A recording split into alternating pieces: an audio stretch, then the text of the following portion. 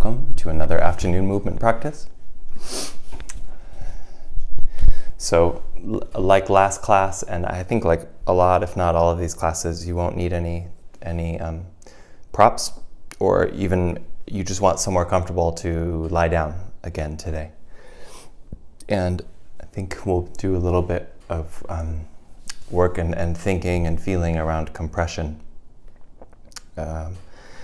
Compressing your tissues, and this is one of my favorite things to sort of teach and think about, I think, because it's so often the sort of hidden or the non-talked about yin aspect of maybe something like yoga, where we think about the stretching side of it, and anytime there's a stretch or lengthening or a force kind of, going this way, there's, I don't know about always, but I'd say every time I can think of, also a force of receiving. So like in a forward fold, I'm stretching the back side of my body, and there's also this compression thing happening in front, and both are, you could say, aspects of what makes something like a forward fold potentially useful or not. It's two different protagonists to the story in what's happening with what it is.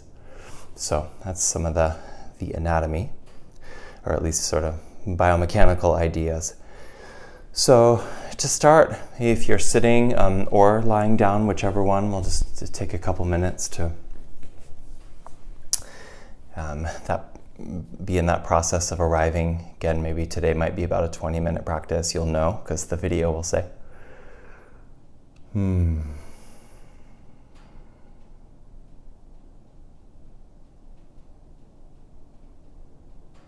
And today we could think of compression as a sort of tissue level, cellular level bear hug. So you might notice this is happening. In some ways we're going to accentuate it. The internal pressures. Your organs are pressurized, every cell is pressurized, your muscles are like pressurized tubes that can contract.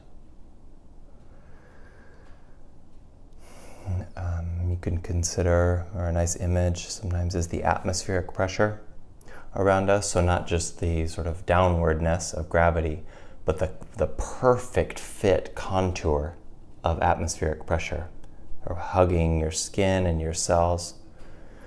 Whether you're sitting, I'm sitting against a wall, or lying down. Really, wherever you are, you're not out of this field. So if you have the wherewithal, you might notice what areas of your body feel like they're receiving this compression easily, this atmospheric pressure bear hug. You might also have a sense, of course, that areas feel more resistant to receiving compression. I wouldn't even make too much of a metaphor out of this right now, or even one at all. Just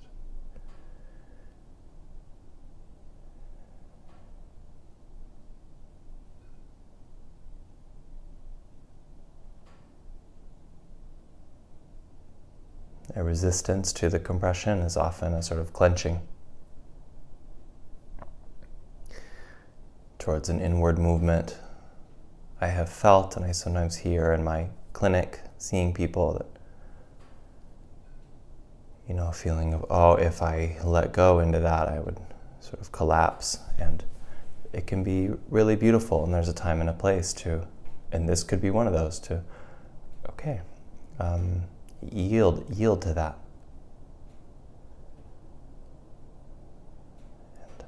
And not to a preconceived notion of where you're going.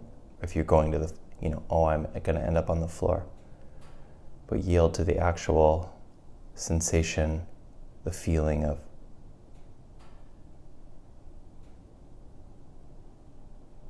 compression moving inward.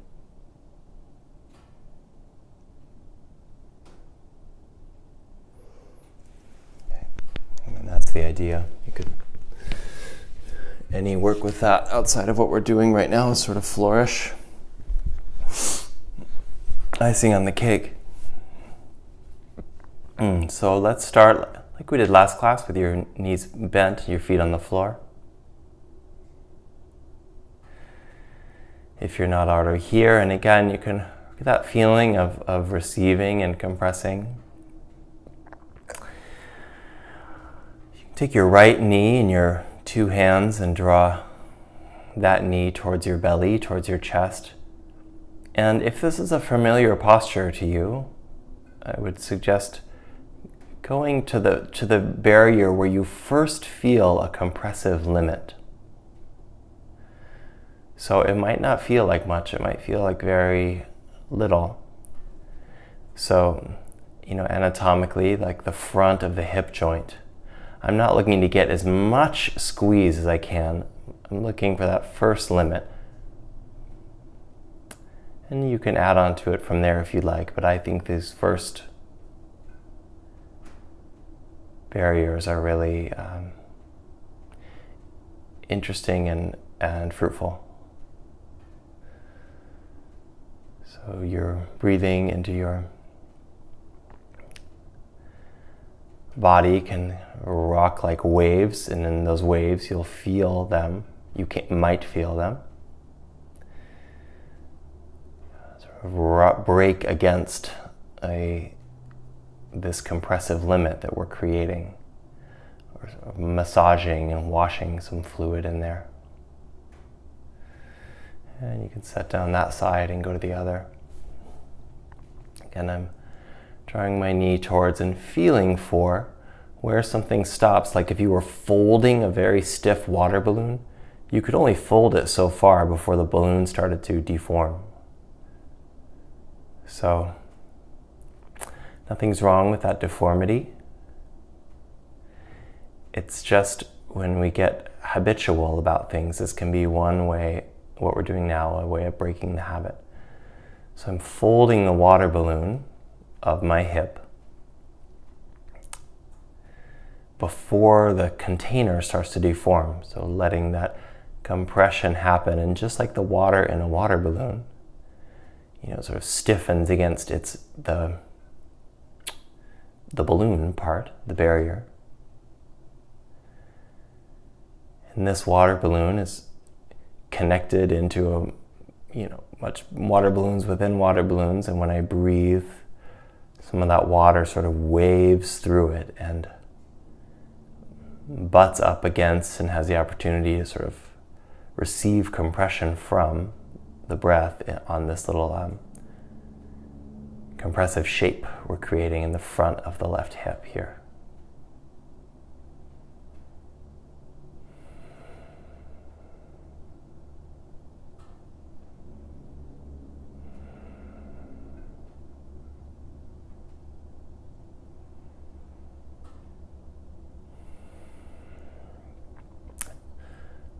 One more breath, and just a lot of this stuff, the less hard you try, will give you more access to feeling something new, which you could say is the point of exercises like this. Okay, let's place our hands on the uppermost bits of your thighs. Just give a little downward compression, downward both towards your feet and a little bit towards the floor.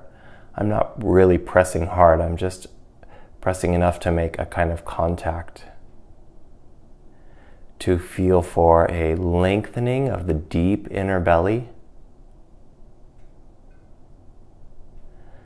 and also kind of a widening, you could say a flattening of that contents too. This would be like, if you're familiar with Uddiyana Bandha in yoga, this would be like a super gentle Uddiyana Bandha, just kind of bringing a little attention to the tissue, you could think behind the guts, in front of the spine and behind the guts, by spacing it like if that were a trampoline.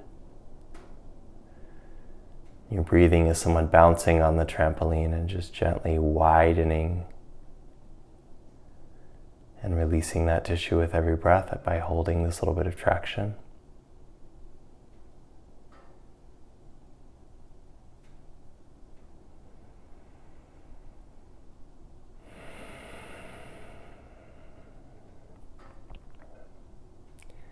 How do I widen the space behind my guts? See if you can become a little more receptive there.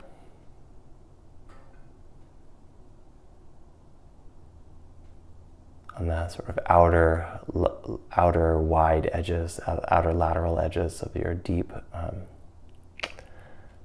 viscera, guts.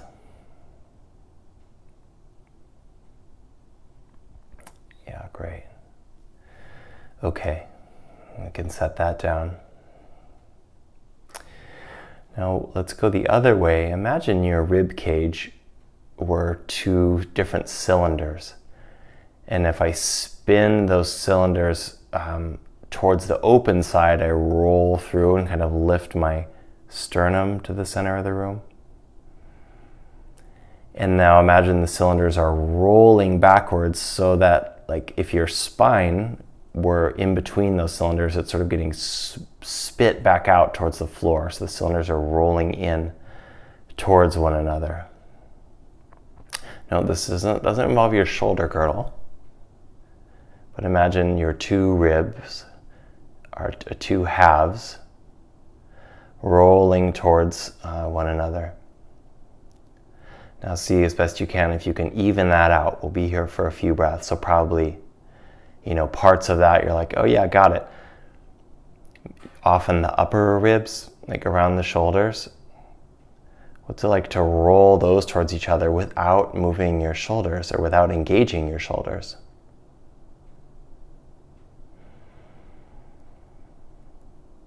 We're making a light compression right along the sort of front of the spine, the inside of the spine.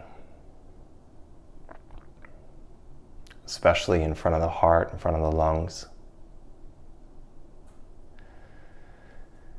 If you feel confused about this territory, or if you let go, and let's all just do this right now, completely drop the effort.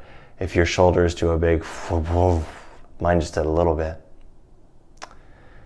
Then try to find that again. Here we go, rolling the cylinders in. Releasing jaw, neck, face. Just finding this in the sort of deep central channel behind your lungs and breathing into that compressive shape.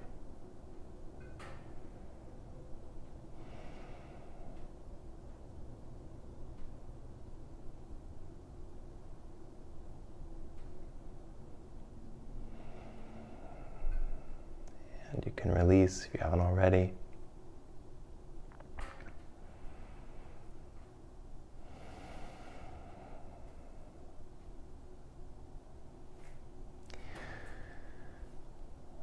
Work with this compression a little bit through your kidneys.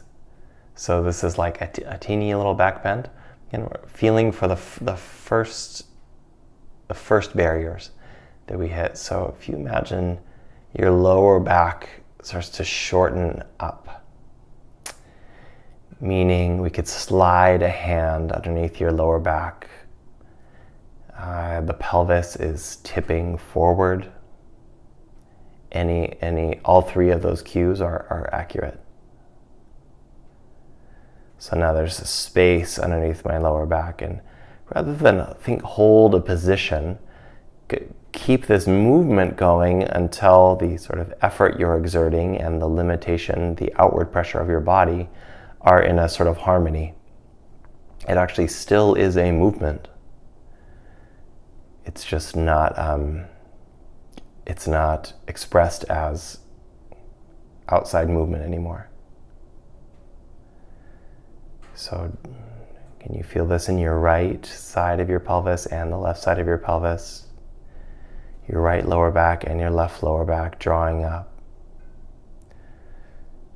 Now here we could, do anything number, releasing the feet. If this feels like a lot of effort, try and back way out and come back into it. In fact, doing that a few times can be really great to release the effort. Your back will release towards the floor. You can sort of go the other way, scoop the other way if you want. For now, I will stay emphasizing the back body kind of kidney compression here. And then again, maybe pelvis tips forward. drawing the tissue, the chi, the energy, from the ground. I'm not lifting away from the ground, but sort of drawing the ground up towards the kidneys. Creating a little, almost just like cellular compressive shape there. And then the more I can relax like my face and nose and jaw, or you could say the more I am allowing my breath to move and really nourish that kidney area. Doesn't take much. In fact, of too much, and then I'm doing enough other engagements that the potency of this can be lost pretty easily. So you might stay in this shape, that's what I'm doing. Just making it a little easier each breath. A little less effort in your muscular body, more room for your breath to sort of crash against these temporary structures, temporary compressive structures we've made. Of course, some structures are getting lengthened here as well, but I'm just not talking about those.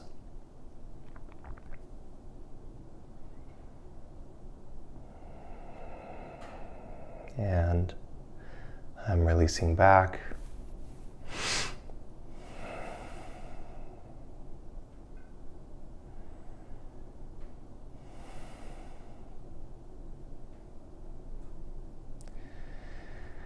Do one more round of what we're doing with the abdominal contents a little earlier. Either stay with that thing we did before where you're sort of gently toning down the upper thighs, or we will do a bit more of like an Uddiyana Bandha type movement. I did this with Jill Miller and really liked it. She's another movement teacher. And that is, as you're breathing, and you can do this as intensely or otherwise. I'll sort of explain it more on the intense end, but you can inhale and then exhale. You exhale all your air out. Notice that draws the abdominal contents down and in. You're using the abdominal musculature to squeeze a compressive shape right in front of the spine. And then you're going to not inhale, but make an inhale type shape, which will draw the abdominal contents towards the spine and up towards the diaphragm. Uddiyana Bandha means like an upward flying bandha. So you can think it's really flying up with the guts. So it looks like this. I'll lift my shirt if you're looking, and I can add the traction of the hands too. So I inhale, I exhale.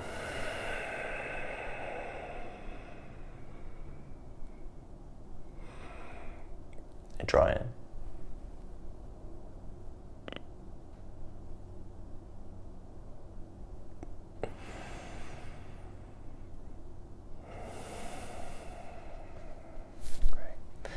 And breathing. I personally really like to at least teach and most of the time practice these breathing exercises where there's no gasp at the end. So there's a sense of letting go before total desperation. And kind of softening the landing back in. So go ahead and do that 1 or 2 or 3 times. I will. 2.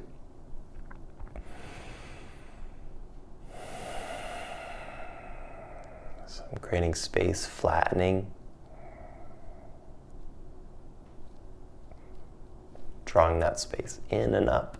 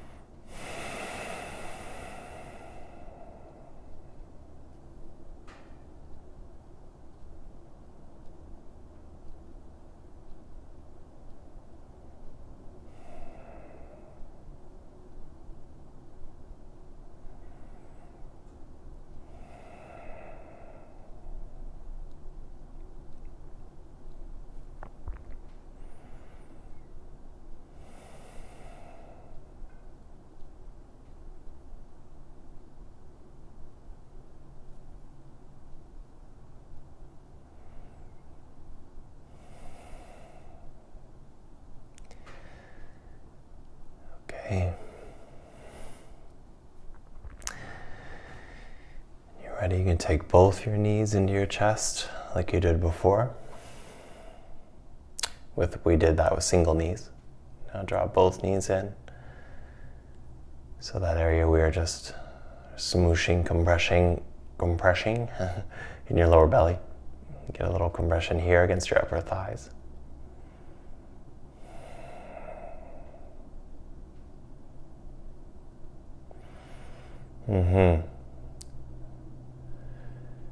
And take this same shape that we're in right now and roll it over. You might want to use it, your hand or something like that. Roll over to the side. I like to keep my bottom arm here. It gives it just a little more loft to your knees. You could have something stacked here. You could even use your arm like this. Just so there's a little bit of turn, or all the way. And then you'll take your top shoulder and start to roll it back. So your knees are falling one direction and your shoulders falling another. My hand on the back looks like this. I'm just resting my hand on my ribs. This is not necessarily about stretching through the front, as it is taking this compression in the lower belly and just adding a little bit of a turn.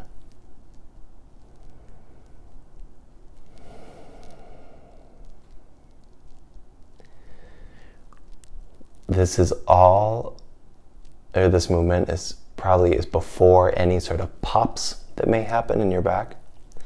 And if you always, do the pop thing, you could consider doing this, giving this a go and then being like, okay, if you want to pop, you can pop later.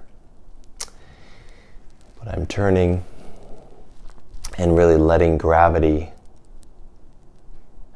not only open, but sort of wring out what's compressed. So in the front here, and there's sort of a spiral through your body, including the lungs, kidneys, or your whole organ column is getting wrung out a little bit like a sponge. If it's stiff and resistant, it will wring out less effectively.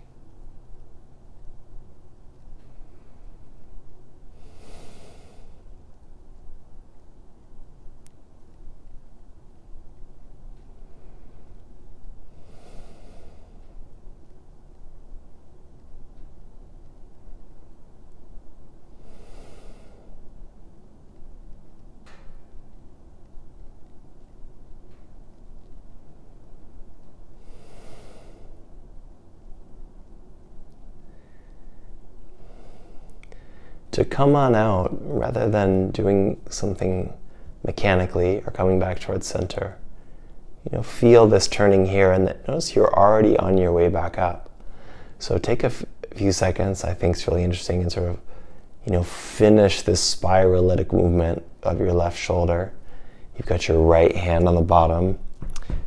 That's when we worked with pressing, so I can press here. I'm pushing against my elbow and my hands. Sort of feel my way back up. Yeah. Okay. And then we could do the same thing other side. I'm drawing my knees in. Heading over to the other side.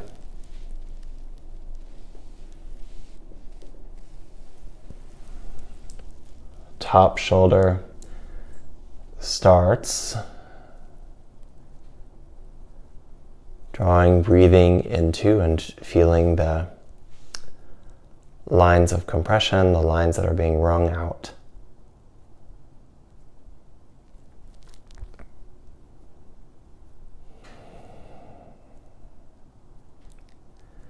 I've never met anybody with a symmetrical body, organs aside, even just musculoskeletally. And certainly the organic body is not symmetrical. So all that to say, sort of demands our attention, right? To get a feel of how to cater to what is here.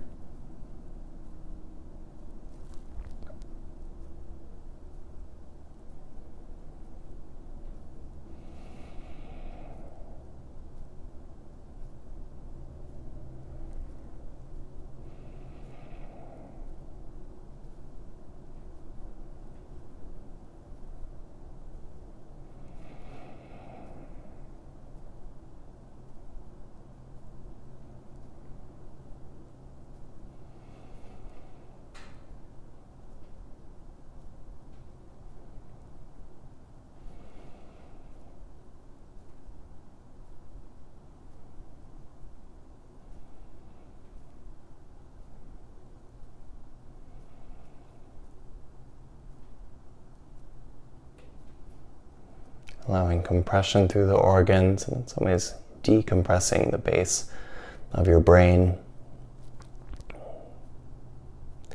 the space behind your ears.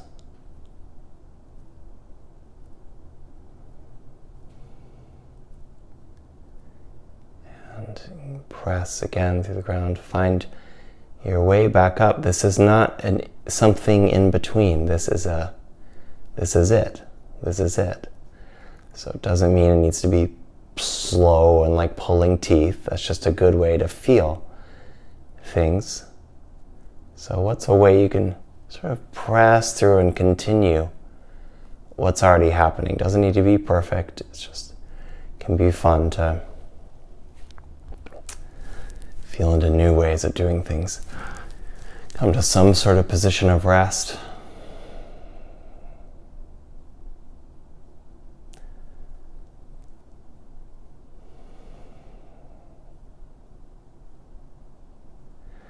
And let's one more time go into this compressive shape on the front of the hips. Knees drawing in. You could come into more of a squat shape by grabbing either the shins or the outer feet.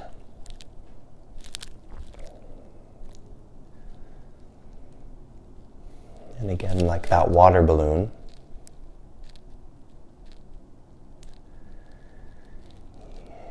You might notice as your sacrum gets in either position, it's sort of heavy and long on the inside. That compression can be a supple one, not one of concrete. It's not a concrete hinge in my hips. It's a supple ecosystem that's making a tunnel. My hips folding that tunnel, going. I don't know where it's going. Going deeper.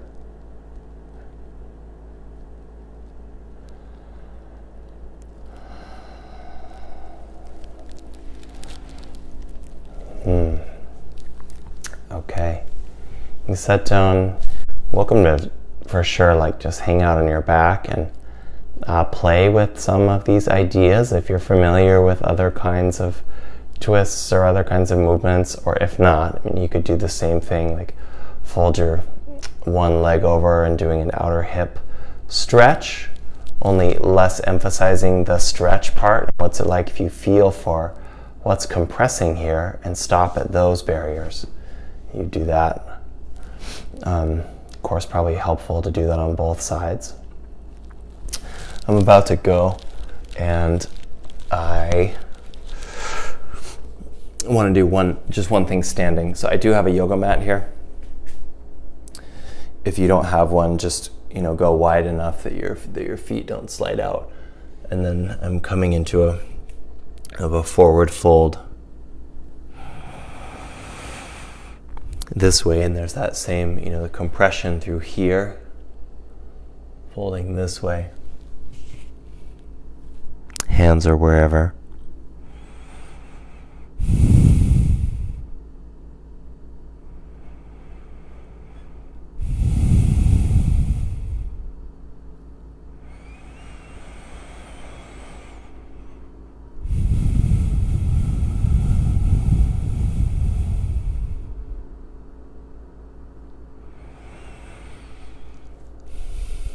Awesome. Come out of that however you'd like, if you've been doing this whole practice, and we take another few minutes of a seated meditation or a standing meditation, something to you could say integrate what we did today with the feeling of being in gravity in a more upright position. Of course, this could be a nice time to lie down for a few minutes of rest before that as well. Either way, I think that's our afternoon practice. Nice to be with you. Cheers.